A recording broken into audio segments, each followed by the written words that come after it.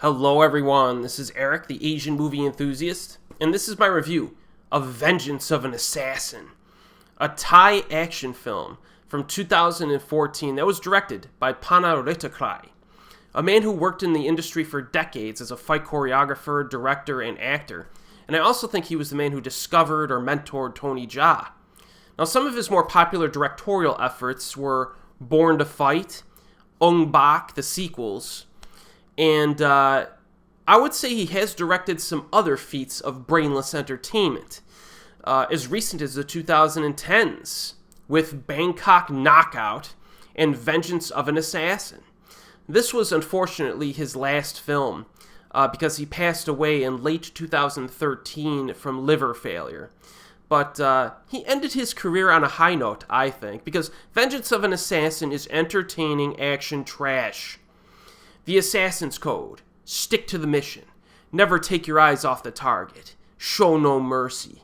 Natee, played by Dan Chupong, became a killer for one reason: to discover who murdered his parents, of course. As he gets closer to uncovering a secret network of power and corruption, he's double-crossed on the job, making him a target and putting everyone he loves in danger. Betrayed, exposed, and hunted by the deadliest killers in the business, now Natee has a new code: be faster, stronger, hit harder, and survive. So if someone were to rate Vengeance of an Assassin based on traditional filmmaking qualities like, script writing and acting, they'd probably give it a fail grade. This is a cliche story, uses basic dialogue and character backstories, not very interesting, and it's kind of a mess the way that it's executed. The plot and the script are kind of choppy, and, the acting's nothing great. Some plot elements are kind of convenient or contrived, like how one of the protagonists learns to fight like a badass by watching old VSH tapes. Just pops a few tapes in, and he learns how to fight like a master assassin. This is what you get in this movie, folks. But thankfully, the pacing and the action more than compensates for those problems. The movie begins with one of the most insane fight sequences I have ever seen in a film, if only because the motivation for the fight is completely ludicrous. I'm not even going to tell you what happens. It's so ridiculous and deliciously entertaining at the same time. I laugh hysterically every time I start this film because of that opening scene. Now, moving past the opening fight, we get a second action set piece. It's actually a very good shootout that was shot in a single take. So we have our protagonist moving through multiple rooms with his gun, shooting a bunch of bad guys. The cameraman is following him as he's walking through these rooms. And, the cameraman is ensuring that everything is in frame.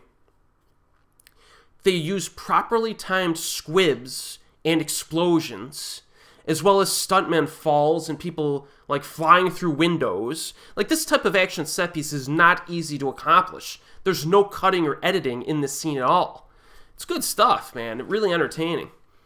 Then after that, we get a very quick confrontation, which ends with a fantastic death scene. There's a heroic spiritual owl who shows up. Yeah, I'm not joking. Then we get our third big action set piece, a fight scene inside of a car repair shop. Now, this one's a little bit different from what we've seen so far. Lots of tools and other dangerous objects are used in very effective ways.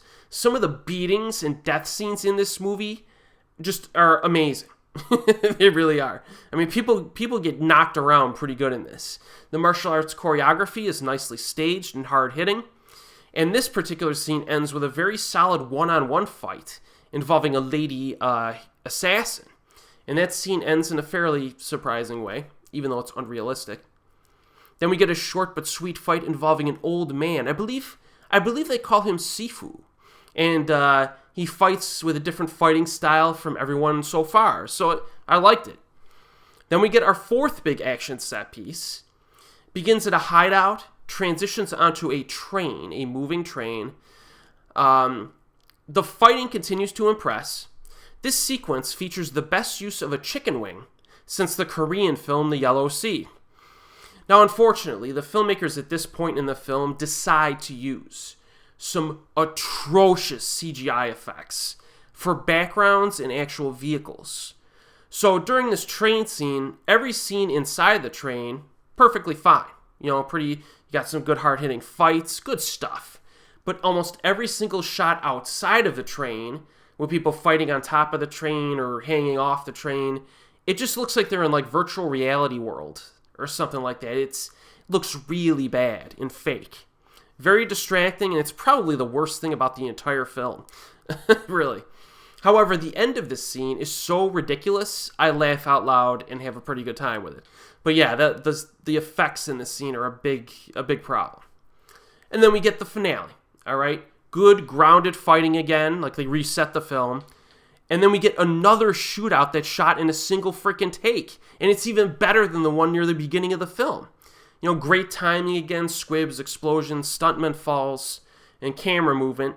Really impressive. It's good. The stunt work in this film was very good. Near the end, there's stuntmen that are engulfed in flames, like completely engulfed in flames.